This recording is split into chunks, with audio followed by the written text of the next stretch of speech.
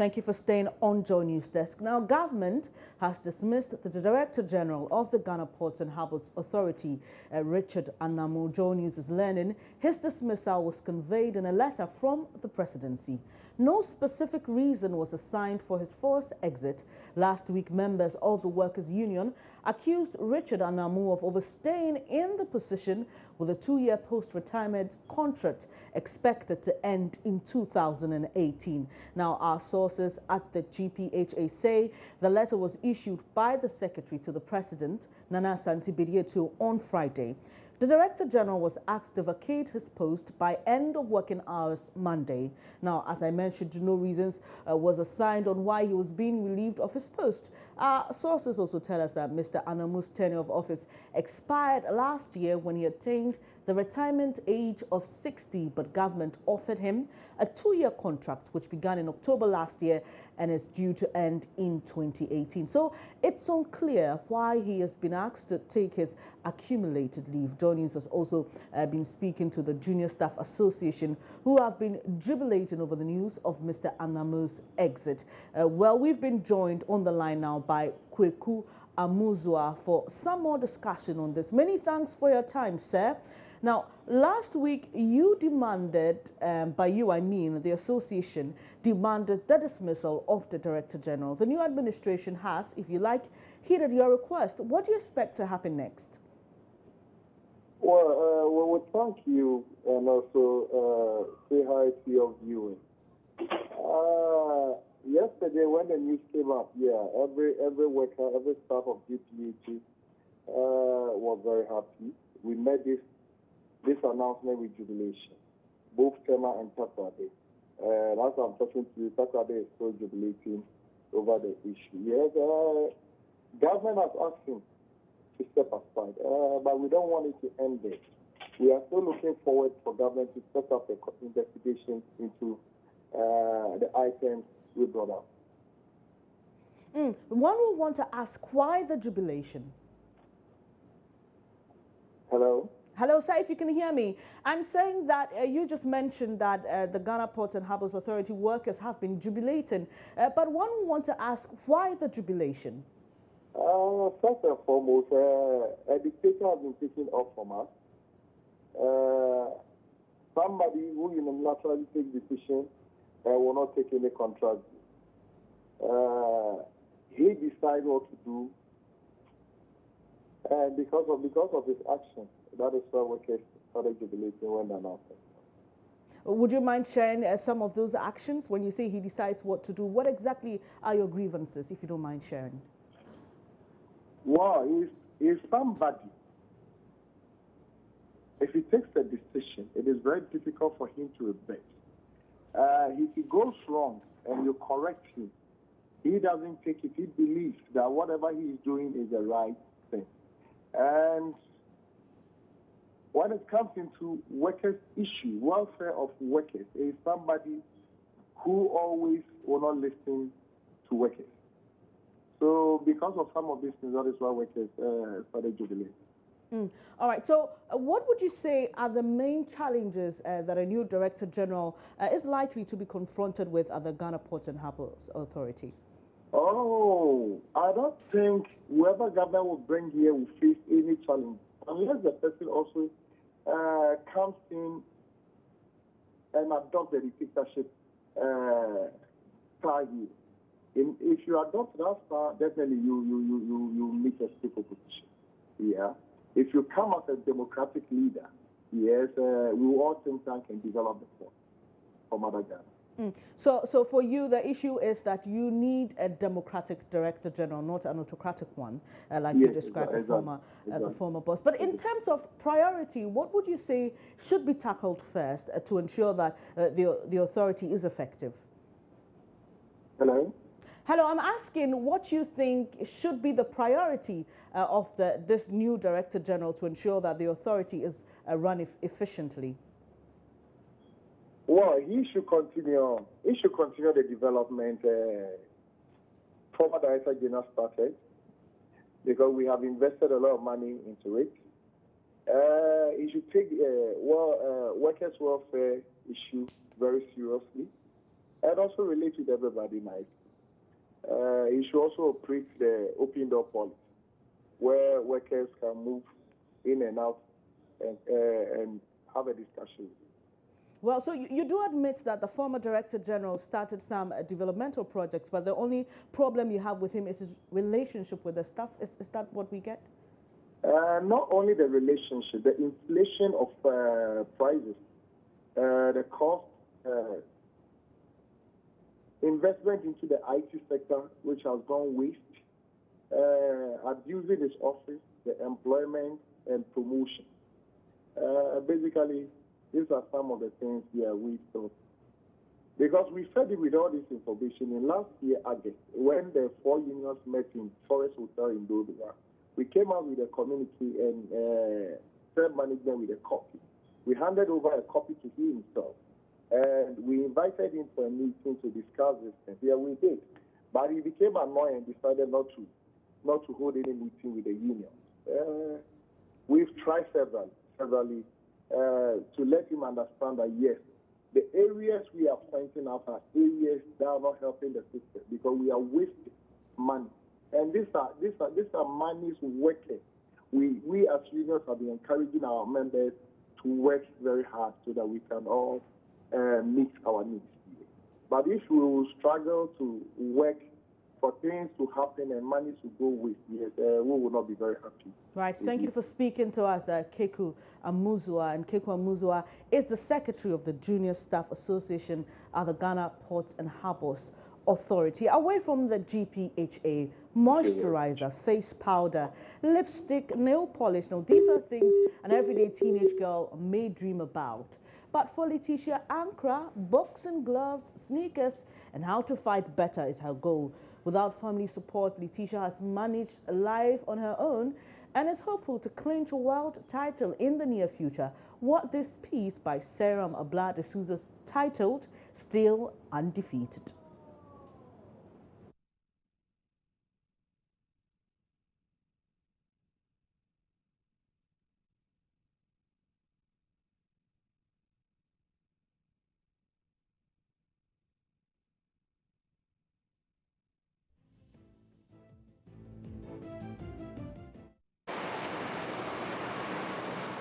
Meet 18-year-old Letitia Ankra, one of the few female boxers in Ghana. With the sea and sand as her audience, she trains here every morning from Monday to Friday. 3 hours of different routines with her trainer and coach, Ado. Be swift and also be on guard. Avoid being hit more by your opponents.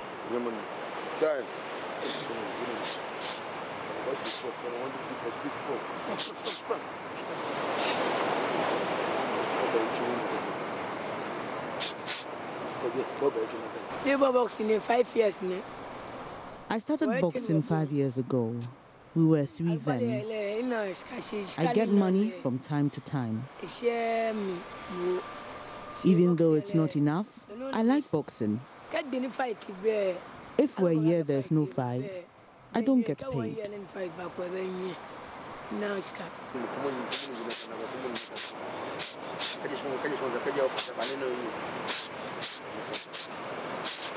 I train 34 boxers, mix of professional and amateur boxers, and she's the third female I'm training now. There are 3 female boxers I'm training.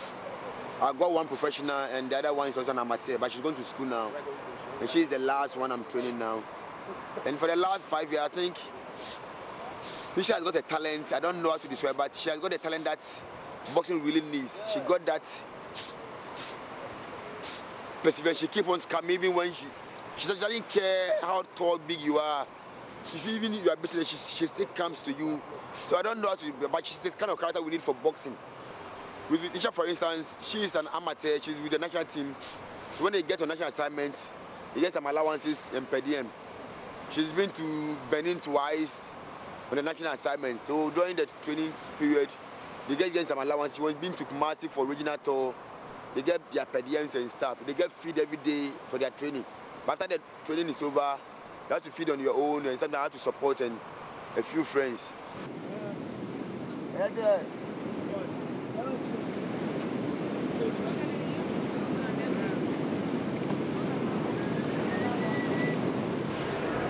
Sometimes she goes to Napoleon, one of the boxing coaches in her neighborhood, Jamestown, for further training. Do you know the reason why sometimes the bosses fight them? They are tired. Today I will show you the secret. Always ensure that when you make a fist, there is no hole inside your hand. You always have to make a tight, clenched fist. Then you can get that hard and effective punch. Then I feel like I go mountain. You go. Ready?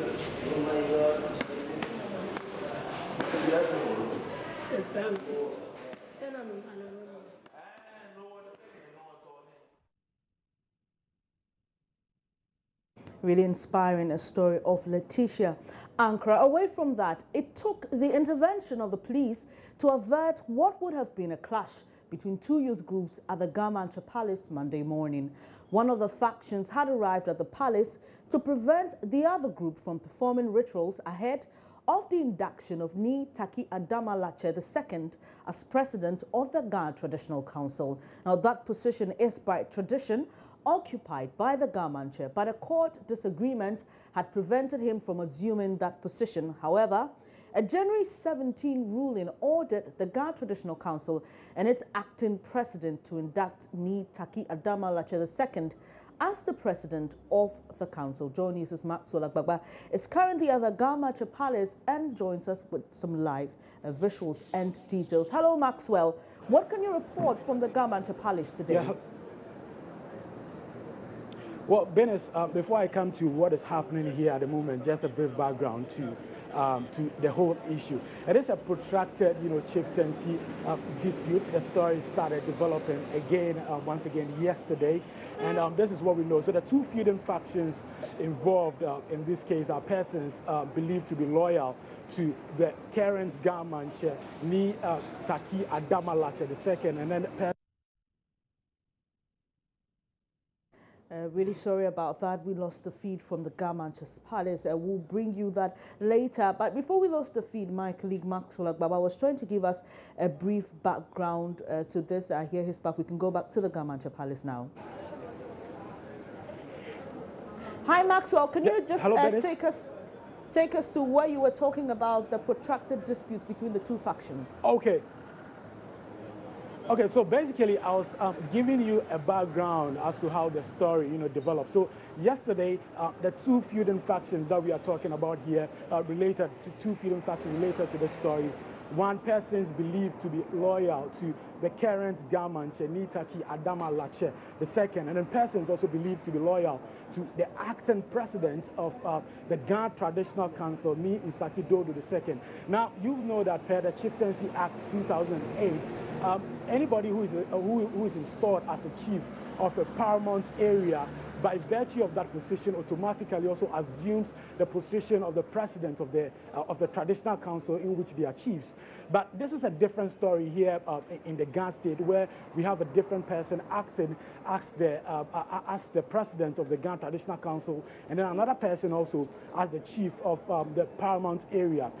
This is because we've had a lot of, chieftaincy disputes related to this issue, and that has stopped the current chief from assuming that role as president of the Ghana Traditional Council. So what happened here yesterday was that they were coming here actually to induct, to go ahead with a first stage that would give way to the induction ceremony of Ni Adamalache II as the president of the Ghana Traditional Council.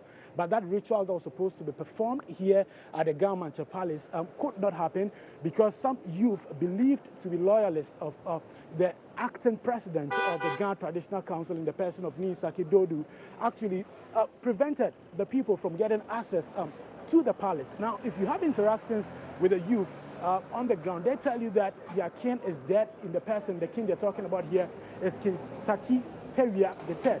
Now, we know that he died sometime in 2013 in London, and they say that before the ritual could be carried out, that chief ought to be buried before that ritual could be carried out, before the subsequent. All right, Maxwell, so what's happening now at the GPHA Palace currently? What can you witness right now at the GPHA Palace? Well, if you come to the GPHA Palace today, there's tight security. I mean, there's heavy security presence. A lot of the security personnel that we see here are heavily armed. I mean, if you can see behind me, some of them standing very close. There are some patrol vehicles also standing very close to where I am at the moment. Now, when we came to the grounds, I had interactions with a deep throat source at the Ghana Police Service, and he tells me that there's a meeting later today at 11 a.m.